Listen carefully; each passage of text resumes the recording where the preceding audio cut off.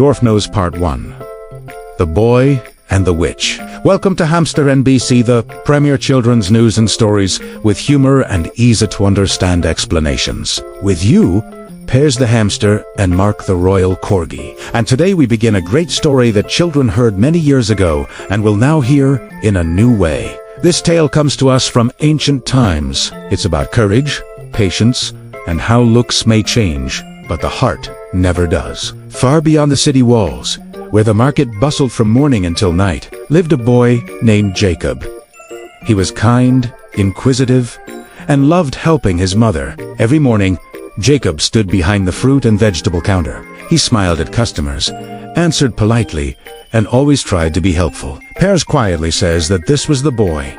Adults immediately. Mark nods and adds that such children don't usually seek adventure, but rather find it. One day, when the sun was high and the market was especially bustling, a strange woman approached the stall. She was short, hunched over, with a long nose and sharp eyes. She examined the vegetables for a long time, shaking her head discontentedly. Everything was wrong. Everything was improper, and she didn't truly like a single vegetable. Jakob politely offered to help. He had no idea that this day would change his life. The woman suddenly ordered him to bring the basket and follow her. Her voice was quiet, but there was a strange power in it. Mark whispers that, in fairy tales, this is always a disturbing moment. Piers agrees, and says that sometimes politeness leads to unexpected doors. Jakob followed the woman, unafraid. He felt as if he were simply helping a customer. They walked out of town, past gardens and fields, until they came to an old house. It stood crooked, as if worn by time. It was dark inside, and the scent of herbs and smoke filled the air. The woman suddenly changed. Her eyes sparkled, and her voice became harsh.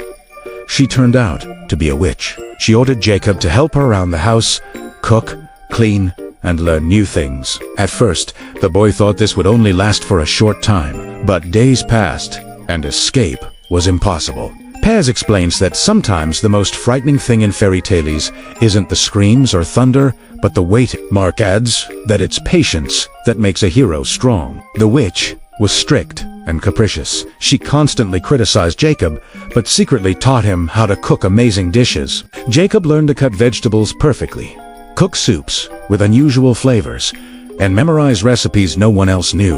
A lot of time passed, though Jakob didn't feel it. He grew, learned, and changed.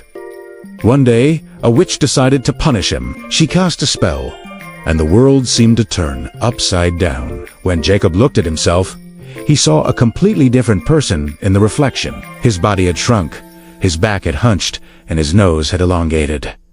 Thus, Dwarf Nose was born. Mark sighs quietly and says that this is where the hardest part begins. Piers adds that appearances can deceive, but they don't determine destiny. And here, our story pauses, because ahead lies a return to a world where no one recognizes Jakob and the beginning of his long journey back to himself.